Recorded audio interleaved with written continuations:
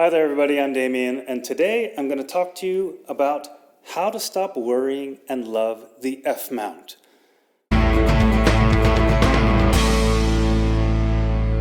Recently, I came to a realization that I have a problem.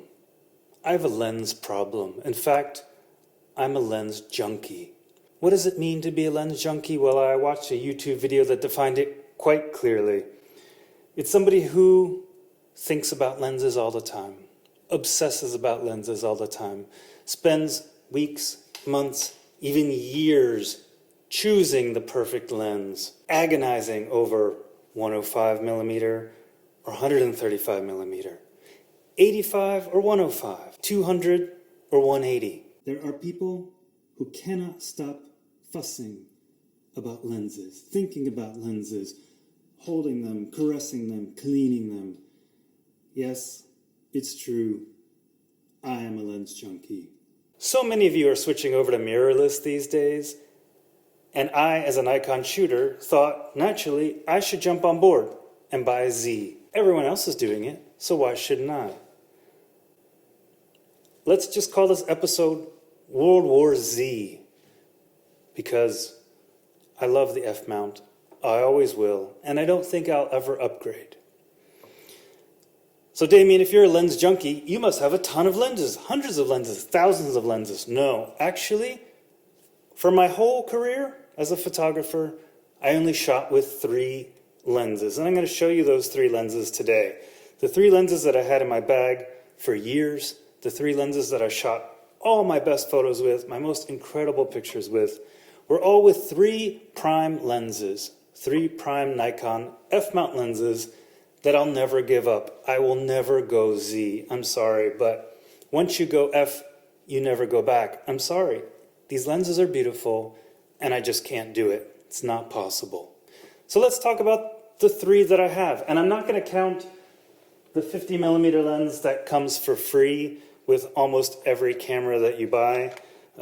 Back in the old days, everything came with a 50. So we're not going to talk about that. Let's talk about the 3 that I picked up and I used my whole career as a photographer. First, the wide angle.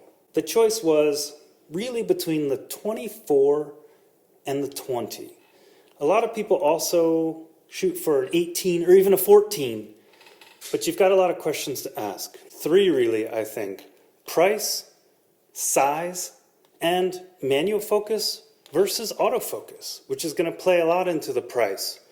So for my wide angle, I went with a 20 millimeter 2.8 autofocus.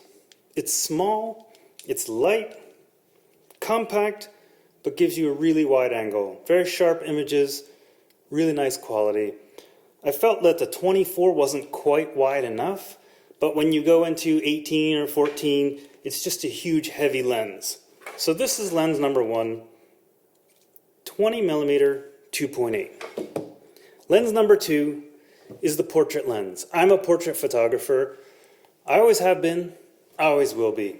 Portraits are my life. It's my passion, it's my obsession. I love people, I love faces. So finding the right portrait lens was really important. But I'm also not made out of money, so I had to find something affordable. So that was the key. Where do I find that sweet spot? A lens I can afford, and a lens that's going to do justice to the incredible people I've met as I travel around the world. For Nikon primes, when you're looking at portrait lenses, you're really looking at 3 options: 85, 105, and 135. Now, one of the greatest portrait lenses ever is a 105. It's a very small, compact, beautiful lens that Steve McCurry used when he shot the portrait of the Afghan woman.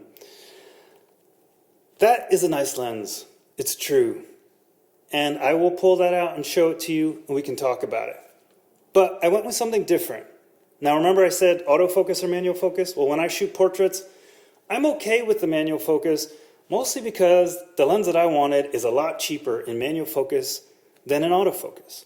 So at the end of the day, I went with a legendary lens, 85 millimeter 1.4. It's absolutely beautiful. I don't think it can be beat. I just adore this lens. I've shot some of the best photos of my entire life with this. It's just beautiful. 85mm, 1.4. I rarely shoot it wide open, but every once in a while I do shoot it at 1.4 or 2. And the backgrounds are blurry. It's just dreamy. It's gorgeous.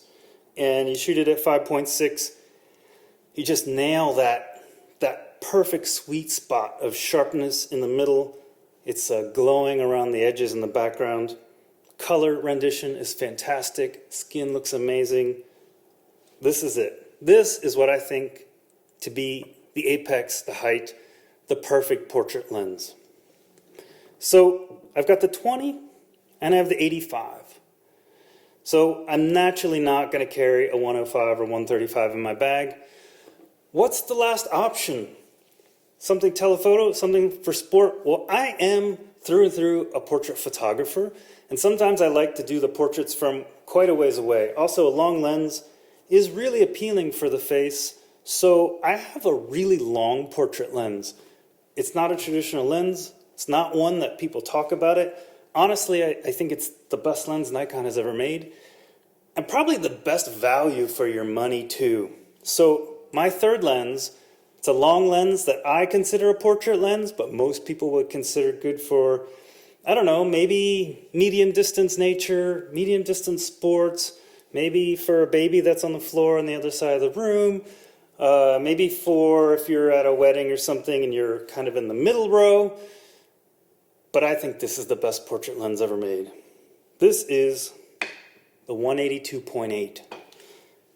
It's kind of an odd focal length, and Nikon does make a 200, and I think a lot of people look at the 200 f2. There's also a 300 2.8 and a 300 f4. I think this is an overlooked lens, but this is a beauty. This is my baby. I once broke one. I cried for months afterwards, and I immediately bought another one. Go on eBay, check out the price. It's incredibly affordable, and I swear the images out of this, they're absolutely gorgeous. They are gorgeous. This is the 182.8. Maybe my favorite lens ever.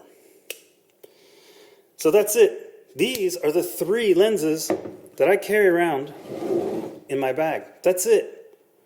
I like carrying primes. It creates a series of photos that are all consistent. They're all very, very similar, which is really nice if you're doing like a gallery show or something and you've got 10, 20 photos all at the same focal length, all at the same character and definition. I don't change lenses a lot. I usually find what I want in the scene and then do a whole series of photos with the same focal length. Makes it really nice when you're processing, makes it really nice when you're presenting. So for me, I feel like this is one of the perfect sets that's within a budget, within a good budget. It's within the budget that I could afford at the time. I think that plays a large role. Maybe in another video I'll talk about some of the other options. If you have more money, if you have less money, if you want more autofocus, if you want a little bit of a different range. But this is what I shot with for years and years and years. So I'm officially a lens junkie. I researched this camera for months. I obsessed over it. 85 1.4, I swoon over it. I talk about it for hours. I bore people to death about how great this lens is.